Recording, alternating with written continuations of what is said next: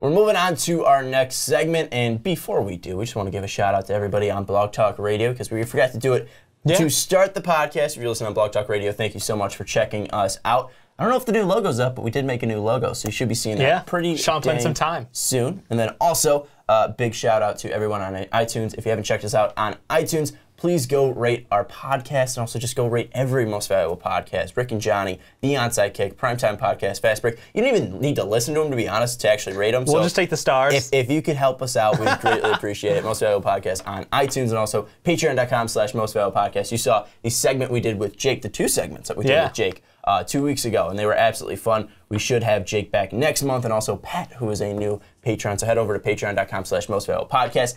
I would be fired if I didn't do that, and I almost didn't do that, so that's why we did it. And we are back here on YouTube, and we're back on Blog Talk Radio, going into our second segment, and we are talking about Jahlil Okafor. The Philadelphia 76ers decline his option, the last option. Shocker. So he is not going to be a Sixer next year, but there are now talks of possibly buying out Ja and or also trading him. Yeah. So really, it's what is going to happen with Jahlil Okafor. And looking at all this, I mean, Ja is still very, very young, a top pick not too long ago.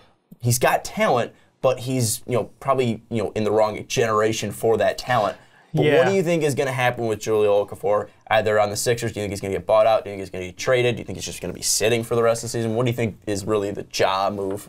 I mean, best scenario for him would be a buyout, but they're not going to do that. This is the Sixers. Everything has value. The Colangelos know that.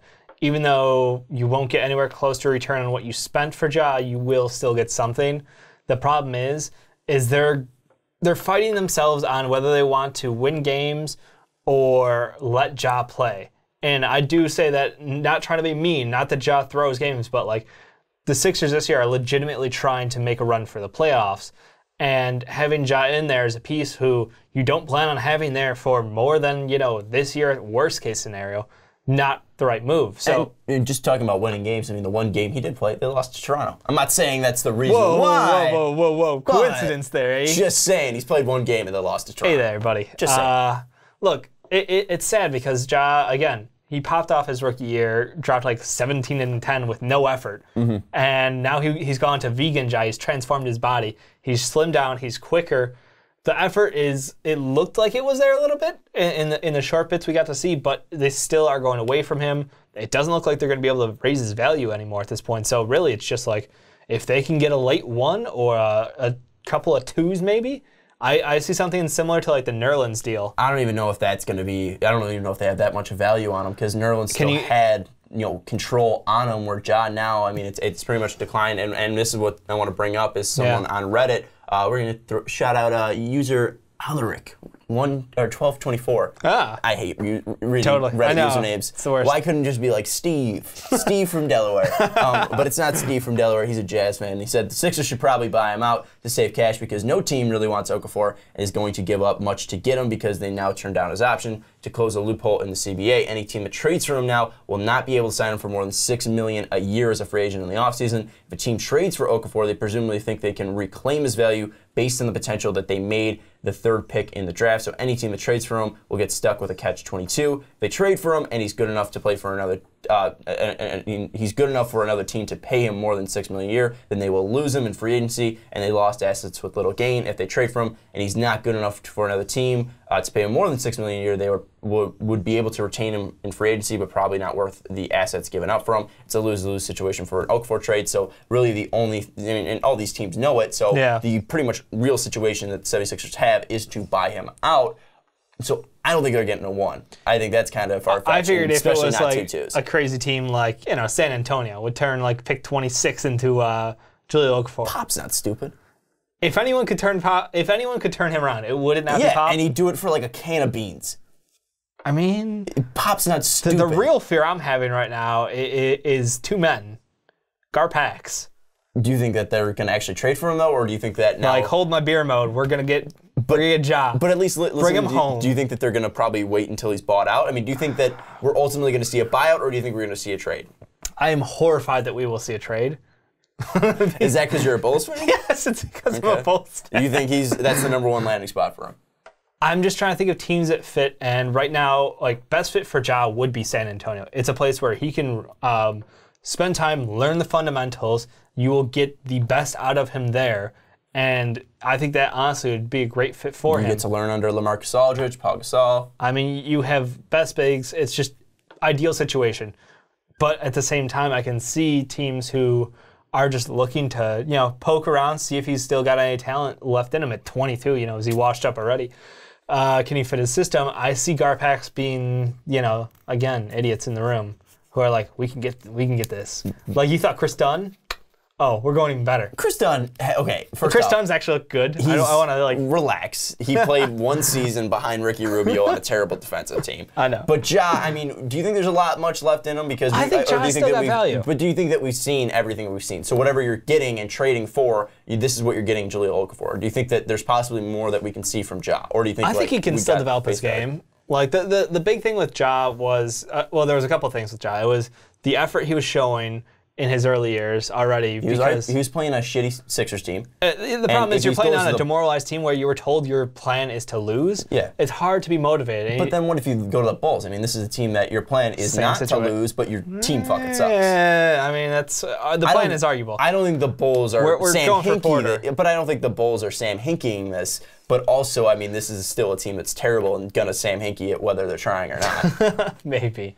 But that would at least give him back to the volume levels that he was looking at his rookie year. So, him with volume, him now as a leaner version of himself.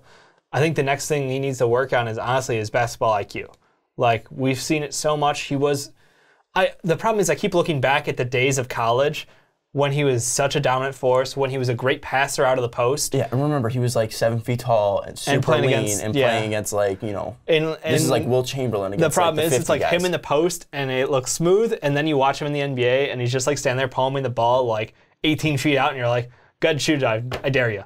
I dare, because you're not going to do anything else. Well, and when you talk about basketball too, what exactly are you saying? Like, what parts of his game need to develop? Are you saying just like literally shot taking, or what exactly needs to be developed on? His decision making with the ball is one of the biggest things, because it seems like he has been, I don't know whether he learned it or whether he was told, like, for some reason he turned off the ability to pass out of the low post. Like, he gets the ball and he just thinks it's back to the basket, back somebody down, and try to go over a shoulder or make a spin move on him or something. And I get it. It worked out for you great for so long in your life that you have to adjust to playing against a higher level competition and knowing that that's not always the most effective play.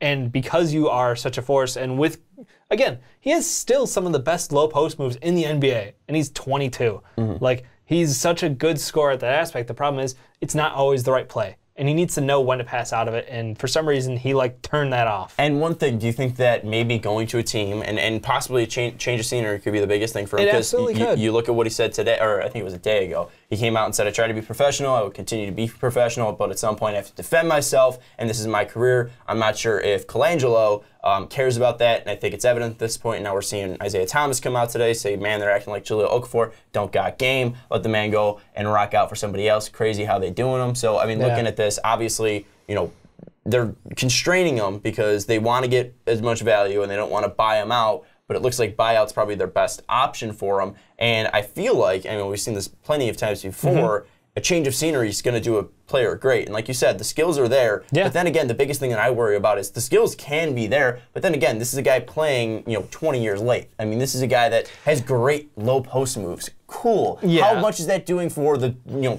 Orleans Pelicans right now with Anthony Davis and Boogie, who have the best low post moves, can also stretch it out and still aren't above 500? I mean, this is a team right now that they have two of the best down low players in the league, and they're versatile as well, and they're not able to win games with two guys. I mean, Ja, I don't think the real point is you're bringing him in to win. Your one can't be a big. And I think that's where we're kind of. And I don't think Ja's going to be brought in anywhere. And if he does get brought in, I don't think he's going to be a one anywhere. But still, I think the fact that you're going to be bringing in a guy that we don't know about his basketball IQ, and then you're trying to rely on him as like a 2 or a 3 option, where he's going to be able to pass out of the down low in the post and be able to a second scoring option, and you're worried about his basketball IQ. I don't know if he's actually going to be able to do that, because he's probably going to be playing more for a contract next year rather than trying to win. There's that chance, games. but I think he has to realize that, again, if he gets the opportunity to play this year, it shouldn't be about him trying to stat stuff. It should be about him trying to show he's grown, and that's the difference. Is teams yeah, stat lines are great enough for like people who don't watch games, but like as a scout, as a player talent manager, you need to see growth out of a player. If not, you're just like, yeah, it's great. He played garbage time and continued to rack up points. Same thing he did his rookie year. Same thing Michael Carter-Williams did his rookie year. There's talent there, but there's nothing we can use. And finally, just what do you think is going to ultimately happen? Is it going to be a trade or a buyout for Ja?